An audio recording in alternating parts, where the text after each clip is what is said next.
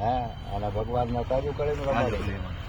ભગવાને એમ નથી કીધું તું ઘી દૂધ લા, તું જે ખા તારી પાસે જે છે ઈ જ અર્પણ કર. હા, ઘરમાં જે બને એ તો ઘરમાં જે બને એ તો ધરો એમ.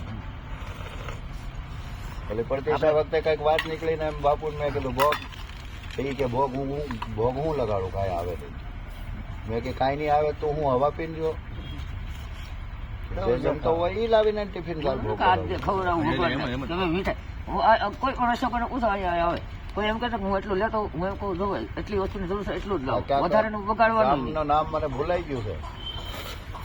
ત્યાં જો પ્રતિષ્ઠા અહીંયા કેવા ચલણ છે, ન વ્યવસ્થા એવી બાંધી નાખેલા છે.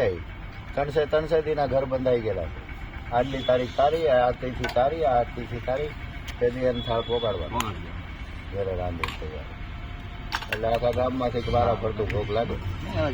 કોઈ નહીં આવે. હું અહીંયા છે ને કોઈ મને એમ કે આ વસ્તુ લેતો છું, હું એમ કોઈ જરૂર હોય ને તો જ લાવવાનું કહું, વધારાનું ખોટું બગડવું ન જોઈએ. હા બાકડા મેં કીધું. હાલો નંદાભાઈ સા પીવા. તમારો નંબર નાખી 99 7 49.